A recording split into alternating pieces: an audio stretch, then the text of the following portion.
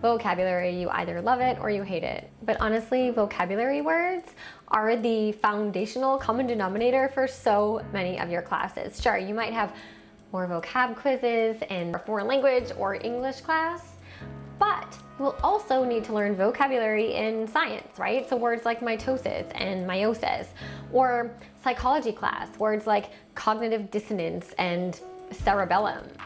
History class, words like diaspora and humanism, right? Vocabulary, I'm just picking big words, just letting you know, all right? But my point is, vocabulary words, like, you're gonna need to know them for all of your subjects. I know that sounds cheesy and dramatic, but like, have you met me? Like, seriously, have you met me?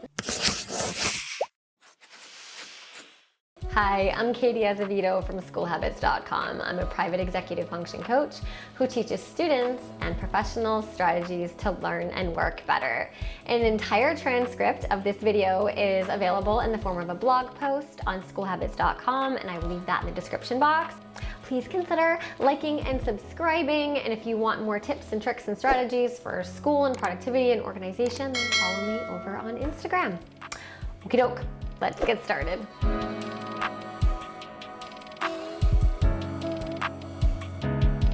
In this video, I am sharing 7 vocabulary learning strategies that really do work. You don't have to use them all at once, in fact you shouldn't, but I suggest you try them all and then settle on like between 3 and 5 that work for you, because as we know, with all of life, not everything works for everybody. And many of these strategies I have talked about before, and I have full blogs and tutorials and more explanation, like detailed explanation about them, right? Because I have to keep the video short. For any of the strategies that I have blogs that go with, I will leave those links in the description box. Now I have to start with something very important, and it's that word learning happens in 4 stages. We have to sequentially get through stage 1, 2, 3 before we get to ultimate word learning, which is stage 4. But the fact that there are 4 stages to word learning, okay, that's like real life. That is the explanation for why these 7 strategies that I'm gonna go over in this video, why they work. Again, to get to the 4th stage, which is true word learning, you have to do more than review vocab lists and then just like flip absent-mindedly through flashcards, then memorize definitions. That only gets us to the 3rd stage. We have to get to the 4th. The 4 stages of word acquisition are: number 1, it's a completely unknown word and you don't recognize the term. 2, initial recognition. This is when you've seen or heard the term before.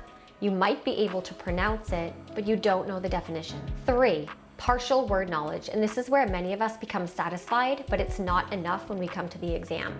So if you ever have that moment where you're like, I knew the words, but I still failed the test, probably because you only got to stage 3.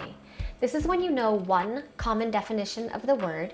You can use it in a simple sentence, but it's usually only just memorized. Stage 4, this is the holy grail. This is full word knowledge. You know more than one definition of a word, and you can use the word in various contexts. Now that you know the 4 stages, we can get to the strategies. Strategy number 1 is use the scaling technique. The scaling technique, also called a semantic gradient, makes us connect a new word to a word we already know in varying degrees. Because remember, the only way we ever learn anything new is by connecting it to what we already know. So there are 3 steps to the scaling technique, which I explain thoroughly with examples in the blog post that goes with this. Of course, that's in the description box. But generally speaking, I'm gonna go over the 3 steps here. Number 1, choose a word from your vocabulary list and then think of a word that is the opposite. Place the original word and its opposite word on separate ends of a vertical line. This will be the framework for your scale. Now to complete your scale, this is step 3, fill in the space between each word with several new words of varying degrees of meaning. Think of your scale as a continuum, of a spectrum. Now, as you might have noticed, the scaling technique only works for words that do have clear antonyms, clear opposites, so it's not gonna work for all words. Strategy number 2, use the Frayer Model. The Frayer Model has been around forever, and that is because it works. This strategy works because it gets us thinking about a word from multiple angles, which is the only way to get us to stage 4. So basically, the Frayer model is a graphic organizer that contains 4 boxes. So it's basically a 2x2. The word we are learning goes in the middle. You can actually just draw one out by yourself in your notebook. I do have a free template of a Frayer model. You can also just find them all online for free, but I will leave I will leave a link to the free PDF that I have of a Frayer model template in the description box for you. Here's how it works. You fill in each of the 4 boxes with one of the following. The top left is the definition in your own words. The top right is facts, characteristics, or images about the word. The bottom left is examples, and the bottom right is non-examples. So let's do an example with the word cathartic. The word cathartic goes in the middle. My definition will go in the top left. I'll say anything that releases emotional tension. So over here, description and characteristics, that might be feels good. We do it when we're stressed. Exhale. Then I might use the word catharsis because that's another version of the word. That's actually when we reach that calm state. Examples and synonyms. All right, so that's gonna vary depending on what you think is cathartic. I would say running, yoga, good conversations, definitely a good sweat, clearing off my to-do list, stuff like that. Non-examples could be stress, anxiety, holding it all in, lashing out, eating cake all day, and staying angry. All right, strategy number 3 is to study in both directions. So many of us study a word, like let's say we had the word amino acid. So many of us will study the word amino acid and then the definition, and then we think we're good to go. But then on the test, it's the definition and you need to generate the word. Or it's a different version of the definition and you need to generate the word, right? We must learn vocab word to definition and definition to vocab word. You have to go both ways. Strategy number 4, make it visual. Now, according to Brain Matters by neuroscientist Dr. Patricia Wolf, the eyes contain nearly 70% of the body's sensory receptors, which means that we take in more information visually than through any of the other sentences. That's crazy. Like, think about that. That's absolutely crazy. So if I said the word cactus, chances are you would think of like a big, prickly green plant, right? And not like the DNA sequence or the Latin word for the word cactus. You would see a picture of it. We learn information, store information, remember information, and recall information in pictures. That's what our brain does. And then when we need to share that information with someone verbally, or in written, that's when we put words to the pictures. But in here, it's stored as pictures, man. We gotta use this to our advantage. That is why so many teachers, when they're assigning vocab words, will like give you a chart. Like, here's the word, make sure you put a picture with it and then the definition. And I know it's so easy to just like throw in some random picture just to get the credit, right? Don't do that. Like, take this part seriously. I know you can just do it like a cop-out way to get credit for your assignment, but like if you put some thought and some effort into pictures that resonate with you, then your brain is gonna better understand, store, remember, and recall the vocab words you're trying to use. So you can use Google Images for this and like think outside the box. Let's say we're doing cactus, right? And you're picturing just like the green prickly thing with like the 3 bumps, right? But if you went to Google Images, you might see something that's different from that actually your brain's like, oh, I like that better, right? You might find a Google slide presentation that another teacher created, maybe a science teacher created about the cactus. You might find some weird word art thing with the cactus that you're like, oh, that's way better than that cartoony cactus that you were gonna plop in your homework assignment just for credit. Don't phone this part in. Number 5, think about the word. No, don't leave me. Don't leave me yet. I know this is super weird, but this one works. Now, if we study a vocabulary word just by looking at its definition, even if we do this repetitively, we are only learning the word from one angle. We are only learning the word in one context, okay? And again, that only takes us to stage 3 of the 4 stages of word learning. If you like legit want to learn these vocab words, like if you don't, then I don't know why you're watching the video, honestly, right? So clearly you're here because you want to figure out ways to learn vocab that like work, right? So you have to get to the 4th stage. So you have to do more than just look at the definition over and over again. You have to think about the word. You have to explain it. You have to picture it. You have to visualize it.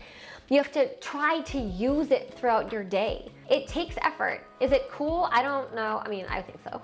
But like some people do, a lot of people do this strategy. They just don't talk about it.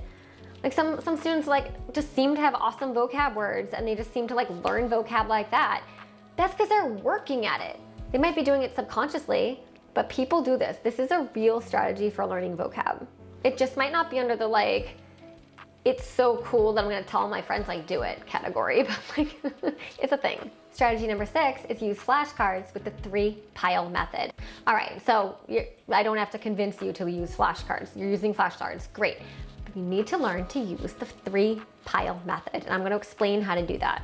Step 1, go through your entire pile of flashcards, quizzing yourself on each one. 2, if you totally know the information without having to turn the card over, put the card in a yes pile. If you don't know the information, be honest with yourself and put the card in the no pile. Step 4, this is important.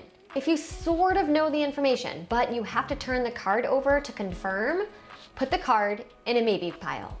Be honest with yourself. If you look at side A and you think, oh, I used to know that one, or shoot, I knew it, but I forgot it. Or if you flip to side B and you're like, oh yeah, I knew that, but actually you didn't because you had to flip the card over, then put the card in the maybe pile. Step 5, move the yes pile to the side, move the no pile to the side, but not too far away. 6, pick up the maybe pile and start with those flashcards first. These flashcards contain information that you already sort of know. This means that the information is already partly familiar to you and partly recognizable by your brain. Step 7, go through the cards in the maybe pile, adding cards to the yes pile as you learn them. That's the whole point, right? To deplete the maybe pile. If you don't know a card, put it back in the maybe pile, keep going back to it till you know it.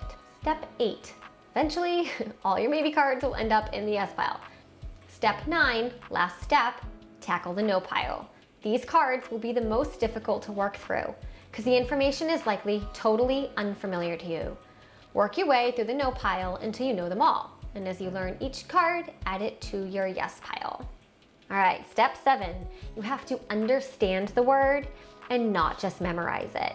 There is a natural, scientific sequence to learning information.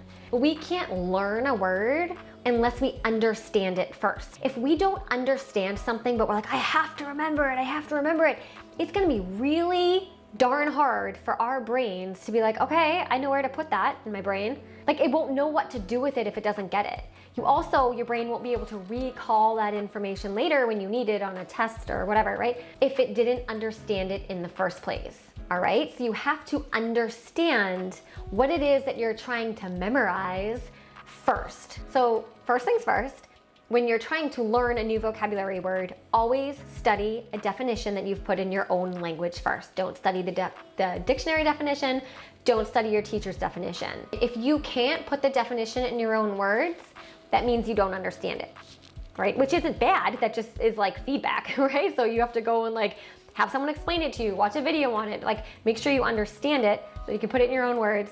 From there, you study that. So we made it to the end. I hope you learned something and I hope it motivated you to, I don't know, like tackle your vocab list a different way or maybe with a little bit more energy or whatever, right? But if you enjoyed this video, please give it a thumbs up. Please subscribe if you want to. Again, questions go in the description box. No, I can't even YouTube. Questions go in the comments section. I love questions. I will answer them. And as always, I am genuinely so grateful for your time. Thank you for watching.